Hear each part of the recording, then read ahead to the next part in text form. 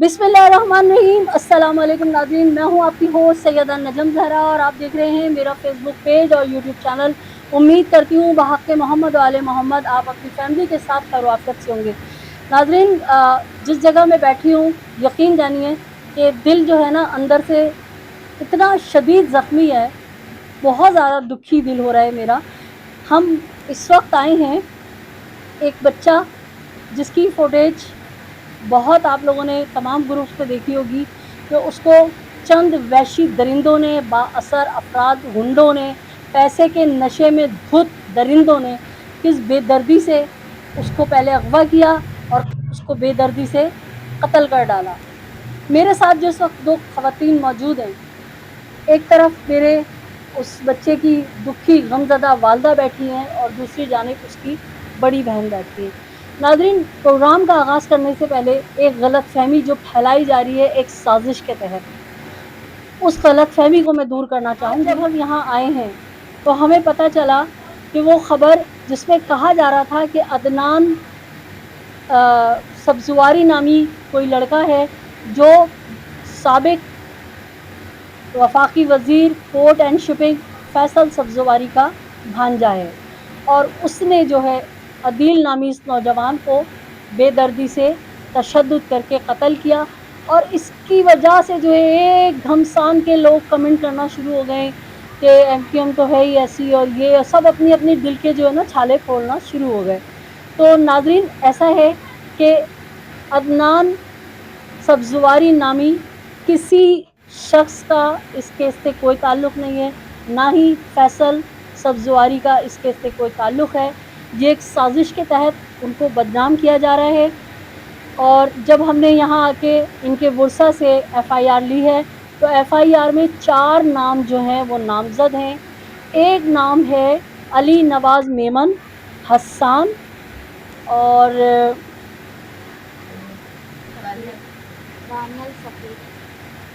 एक नाम है दानियाल का और एक नाम है सफ़ीर का। तो नाज़रीन, इस पूरे केस के अंदर अदनान सब्ज़वारी नामी कोई ज़िक्र नहीं है एफ़आईआर के अंदर। और हमारी इस घर के जो दामाद हैं उनसे भी तफ़सीली बात हुई है, उन्होंने हमें ये सारी गलतफ़हमी दूर की है और कहा कि एक साजिश के तहत लोग अपनी टसल निकालने के लिए पार्टी को, उनकी जो कराची की पार्टी है और उन साहब को बदनाम कर रहे हैं। तो मैं बात करूँगी सबसे पहले उस गमज़दा वालदा से कि जिसका सब कुछ लुट गया। ये वो माँ है जिसने 3 बेटियां और एक बेटे को जन्म दिया और अब इनकी जो नस्ल है वो समझें नस्ल कशी कर दी गई। 3 बहनों का इकलौता भाई था अदील, जिसे बेदर्दी से जालिमों ने झूठे इल्ज़ामात लगा के कत्ल कर दिया। अस्सलाम वालेकुम माँ जी। माँ जी, आपका गम तो बहुत बड़ा गम है, लेकिन हम मजबूर हैं। आपसे बात सिर्फ इसलिए कर रहे हैं कि हम चाहते हैं कि उन दरिंदा सिफत लोगों को सज़ा मिले और आपके बेटे को इंसाफ मिले। माँ जी, कुछ बताएंगी कि क्या मामला था? क्या आपके बेटे का किसी से कोई लेन देन था?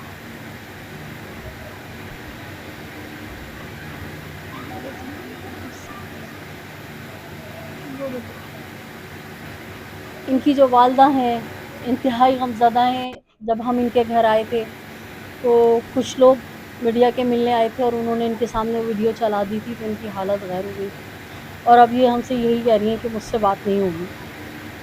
हमने रिक्वेस्ट की थी कि आप हमारे साथ बैठ जाएं, तो हमारे साथ उस बच्चे की बड़ी बहन मौजूद। हम कोशिश करते हैं कि असल माजरा क्या है, क्या मामला है, हम इनसे तफसीलात जानें। अस्सलाम वालेकुम। आप बच्चे की क्या लगती हैं? मैं बहन हूँ उसकी। कितने बहन भाई हैं आप लोग?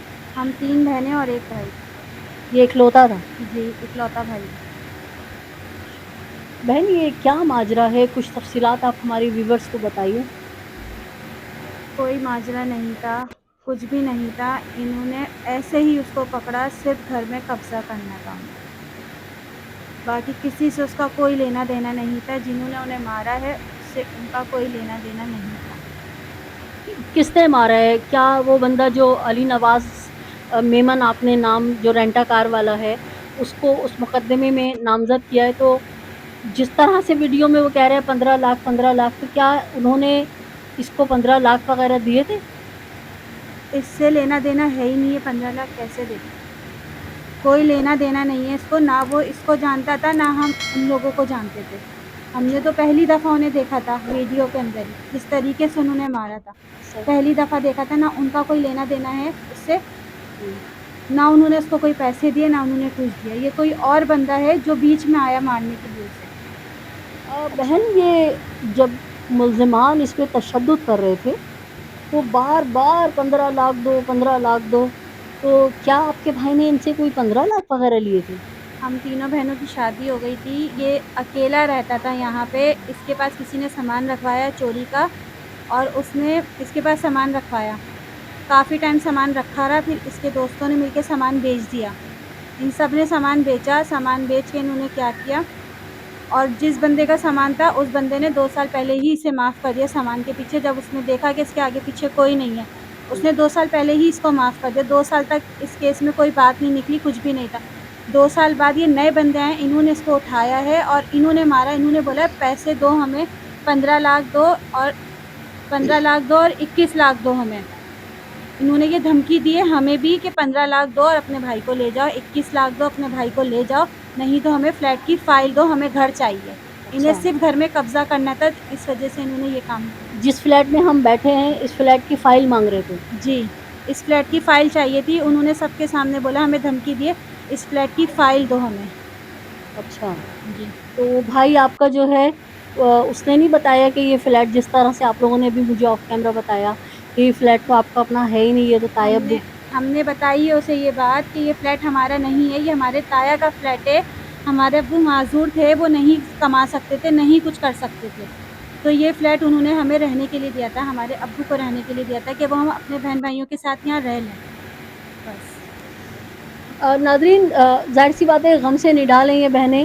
جو انہوں نے ہمیں بتایا اس حساب سے جو ہمیں اس کہانی سمجھ میں آئی وہ یہ سمجھ میں آئی کہ یہ لڑکا جو ہے یہ تنہا اس فلیٹ کے اندر رہتا تھا، اور اس کی تینوں بہنوں کی شادی ہو چکی تھی. اس کی والدہ نے جو ہے، ان کے والد نے ان بچوں کو پالا ہے چاروں کو، یعنی تینوں بہنوں کو اور بھائی کو. اور ان کی والدہ جو ہیں انہوں نے کہیں اور شادی کی تھی، وہ اپنے شوہر کے ساتھ الگ رہتی تھی.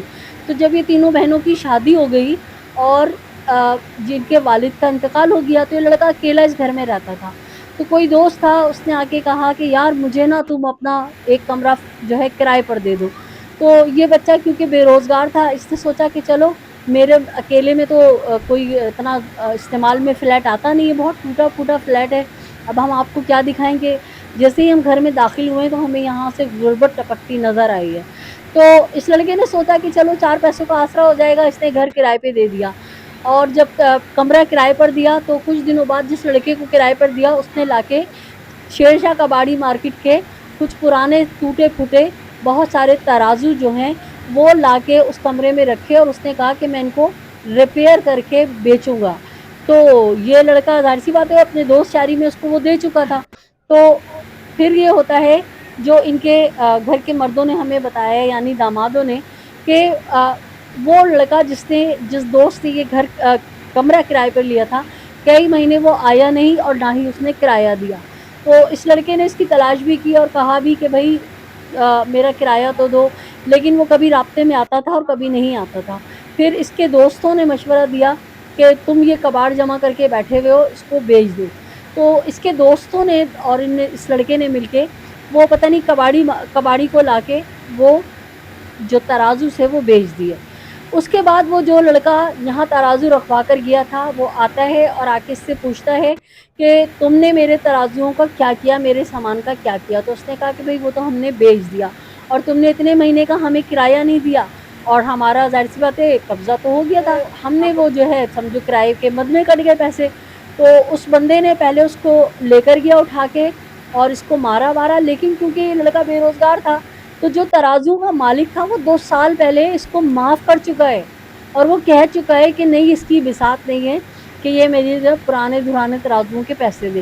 معاملہ رفع دفع ہو چکا ہے بقول ان کے گھر کے دامادوں کے، کہ یہ معاملہ 2 سال پہلے نمٹ چکا تھا اور یہ لڑکا یہاں آزادی سے آرام سے सुकून से रह रहा था। लेकिन चूँकि ये लड़का अकेला यहाँ रहता था और इसके दोस्तों को, कुछ लोगों को पता है कि ये फ्लैट जो है ये इसमें ये अकेला रहता है, तो कोई अली नवाज़ मेमन नामी रेंट ए कार का मालिक है जो बहुत असर रसूख रखता है और इंतहाई जो गुंडा नासिर हैं उनमें उसका उठना बैठना है। वो इसके घर आया और आके बोला कि भाई वो तराजू तो मेरे थे और तुम दो, और वो इसको अगवा करके ले गया और उसको मारा और मार के कहा कि वो 15 लाख के तराजू थे, तुम वो तराजू दो। तो इस बंदे ने कहा कि नहीं वो तो पुराने धुराने थे और मैं कहाँ से दूँ। उसने कहा नहीं वो मेरे तराजू थे और तुम दो, और जो आप लोगों ने वीडियो में देखा, तो ये जो अली नवाज़ है, सफ़ीर है, दानियाल है और एक और नाम है जो मेरे भी, अम्मार अम्मार अम्मार। तो इन लोगों का कहीं दूर दूर तक इस बंदे से कोई लेना देना नहीं है। कहानी इतनी है कि इन लोगों को ये पता लग गया कि ये लड़का अकेला है और ये इस फ्लैट पे अकेले रहता है और शायद तन्हाई से इतना टूटा हुआ है कि कोई इसके पीछे भी नहीं आएगा, तो हम इससे जो है ये फ्लैट जो है कब्ज़ा कर लेंगे। और आपको पता है कराची की ज़मीन आजकल कितनी सोना हुई हुई है। तो इन लोगों की नीयत ख़राब हुई और इन्होंने इनसे डिमांड ये की, जिस तरह से इसकी बहन ने बताया कि हमें भी फ़ोन करके कहा कि 21 लाख दे दो और आके अपने भाई को ले जाओ। तो हमने कहा कि हम तो, आपने क्या कहा कि हम बाल बच्चेदार हैं और हम लोग जो है अपने घरों में रह रहे हैं, हम कैसे? हम कहाँ से देने पैसे, हमारे पास तो नहीं है पैसे। हम तीनों बहनें शादीशुदा हैं, हमारा खुद इतना नहीं है कि हम किसके ये कितना करें, नहीं है हमारे पास पैसे, हम कहाँ से दें। उन्हें हमने सब बातें बताई हैं, ये फ्लैट हमारा नहीं है, हमारे ताया का है। उन्होंने सिर्फ हमें रहने के लिए दिया, सर छुपाने की जगह दी थी हमें। तो नादरीन बीच में आ गए ये पता नहीं कहाँ से नीयत ख़राब, और ये नीयतें इनको इंशाअल्लाह ताला अल्लाह ने चाहा ले डूबेंगी। और जिस पैसे की हवस के लिए ये इस मामले में आए हैं, इंशाअल्लाह ताला अल्लाह ने चाहा, क्योंकि अल्लाह जो है वो मज़लूमों के साथ है। मेरे साथ इनकी एक और बहन है जो इन दिनों यहाँ आई हैं भाई की तदफीन से लेके, और ये रो रही थी और ये बता रही थी कि किस तरह से इनको धमकियां लगा रहे हैं और किस तरह से जो है इनको कह रहे हैं कि हमें माफ़ कर दो, नहीं तो हम और पता नहीं क्या नुकसान देंगे। आइए इनसे बात करते हैं। अस्सलाम वालेकुम। आप कुछ बता रही थी कि आपको भी धमकियां दे रहे हैं, और क्या कह रहे हैं आपसे? मुझे तो गालियाँ दे रहे थे फ़ोन पर, मुझे गालियाँ। कौन गालियां दे रहा था? ये अली नवाज़। अली नवाज़ मेमन? जी। क्या कह रहा था? गालियाँ, बहुत गंदी गंदी गालियाँ दे रहे थे मुझे, जबकि मैं उनसे बहुत आराम से बात कर रही थी। मैंने उनसे कोई बदतमीज़ी नहीं करी। बस मैंने उनसे इतना ही कहा, आप इतना इसे मार जो रहे हैं वो मारे नहीं, आप इसके खिलाफ़ कंप्लेन करवा दें, एफआईआर तो कटवा आपको दें। कैसे पता लगा मार रहे हैं? वो मेरे घर के सामने से ही लेकर गए उसे मारते हुए। अच्छा, जिस दिन अगवा किया है? जी, उसी दिन रात आपकी में। आंखों के सामने अगवा किया है? नहीं, मेरी आंखों के सामने नहीं करा, उसे बाहर से अगवा कर कर लेकर गए थे, मगर वो रात में लेकर आए थे यहाँ अच्छा। पैसों की डिमांड करने के लिए कि इसने इतने पैसे लिए थे, तो ये नहीं, इसने ये चीज़ें जो बेची थी तो वो हमारी थी, तो ये हमें पैसे अच्छा, दे। ये बताएं कि आप बता रही थी कि वो पहले उन्होंने अगवा किया और फिर रात को मारते हुए उसको आपके सामने लाए, वो क्या था? जी, यहाँ पर मारते हुए लेकर आए और बोल रहे थे 15 लाख रुपए दें या जो है इसको ये मारते ही रहेंगे। तो उस पे मैंने उन्हें मना करा कि आप नहीं मारें उसे इस तरीके से, बहुत बुरी तरह आप मार रहे हैं। तो मैं हाथ जोड़ती रही, बोलती रही उनको कि छोड़ दें उसको, मत मारें, लेकिन उसके बावजूद उन्होंने नहीं माना, मारते हुए बाहर लेकर चले गए उसे। तो जब वो उसको लेके गए तो आप लोगों ने फ़ौरन पुलिस में कंप्लेंट क्यों नहीं कराई? वो उन्होंने मुझे कहा था, मैं डीआई धमकी दी थी, डीआईसी के कुछ ऑफ़िसर हैं वो कह रहे थे, तो हमने यही सोचा शायद पुलिस वाले उसे पकड़ कर लेकर चले गए, इसलिए हमने कोई कंप्लेन नहीं करवाई। और इस तरीके से हमें कोई बोलेगा तो हम तो कैसे करवाएँगे कंप्लेन कि वो डीआईसी का ऑफ़िसर है। DIG officer? जी। उसने, अली नवाज़ मेमन ने इनसे कहा, कराची के कोई कोऑर्डिनेटर वगैरह, उसने अपना तारुफ इनसे ये कराया, और इंतहाई सीधी सादी खातून है ये, देख के भी आपको अंदाज़ा हो रहा होगा। तो फिर आपने थाने नहीं गई आप डर के मारे? नहीं, और मेरे साथ कोई था ही नहीं जाने वाला जो मैं जाती। मैंने कोशिश करी दूसरे दिन कि मैं चली जाऊँ, क्योंकि दूसरे दिन उन्होंने मुझे फ़ोन पे गालियाँ रहे हैं, मुझे गालियाँ दे रहे हैं, आप गालियाँ मत दें, बदतमीज़ी मत करें मुझसे, तमीज़ से बात करें। लेकिन उन्होंने नहीं माना, उन्होंने कहा मैं आपको बताऊँगा कि होती क्या है बदतमीज़ी।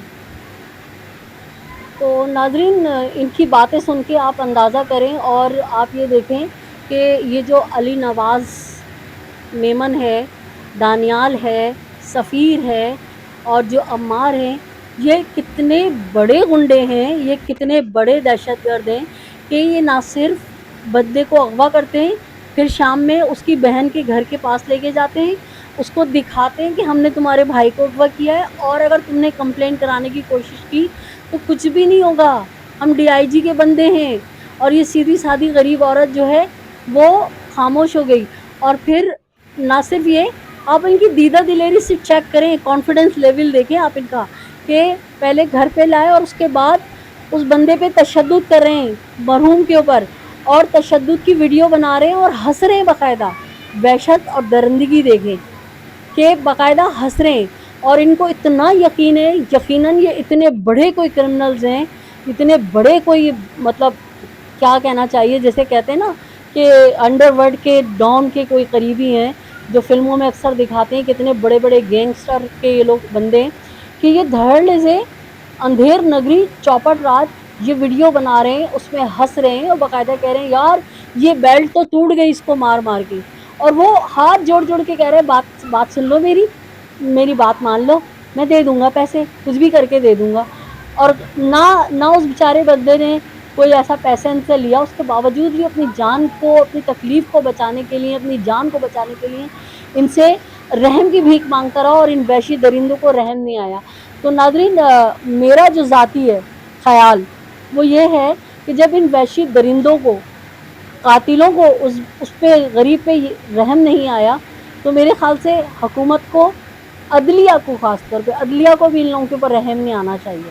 اور عدلیہ کو بھی چاہیے کہ ایک دو لوگوں کو نا, ایسے ملزموں کو چوک پہ اگر پھانسی دے دینا, یقین کریں صرف ایک پھانسی سے نا, ایک پھانسی سے کراچی کیا پورے ملک کے اندر امن و امان قائم ہو جائے گا, اور لوگ 78% جو ہے کرائم چھوڑ دیں گے.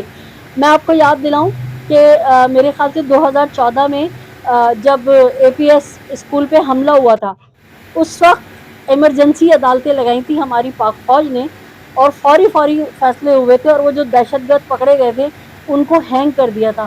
اس کے بعد سے ان ظالموں کا زور ٹوٹ گیا, وہ والی دہشت گردی نہیں ہے. تو جب اپنی جان پر آتی ہے نا تو اچھے کو عقل آ جاتی ہے. تو میرا ماننا یہ ہے کہ ہماری جو عدالتوں میں بیٹھے ہوئے ہمارے ججز ہیں نا, اب ان کو اپنا کردار ادا کرنا ہوگا, نہیں تو پھر آپ دیکھ لیں کسی جج کے ساتھ بھی کچھ ایسا ہو رہا ہوگا, اس وقت یہ پریشان ہوں گے کہ ہم نے کاش وقت پہ انصاف کیا ہوتا تو آج ہمارے گھر تک یہ آگ نہ پہنچتی. امید کرتی ہوں ان مظلوم خاندان کے پاس میں آئی ہوں, ان کی آواز آپ تک پہنچا رہی ہوں, آپ کو میری یہ کاوش پسند آئی ہوگی. اور آخر میں وہی آپ سے ریکویسٹ ہے کہ میرے چینل کو سبسکرائب کیجئے, لائک کیجئے, کمنٹ کیجئے, اور جڑے رہیے میرے ساتھ, تاکہ ہم مل کے اسی طرح ظلم کے خلاف صدائے احتجاج بلند کرتے رہیں. اپنے اطراف میں بسنے والوں کا بہت خیال رکھیں, خوشیاں بانٹیں, خوشیاں سمیٹیں, ظالم سے نفرت کیجئے, مظلوم کا ساتھ دیجئے. اللہ نگہبان. پاکستان زندہ باد.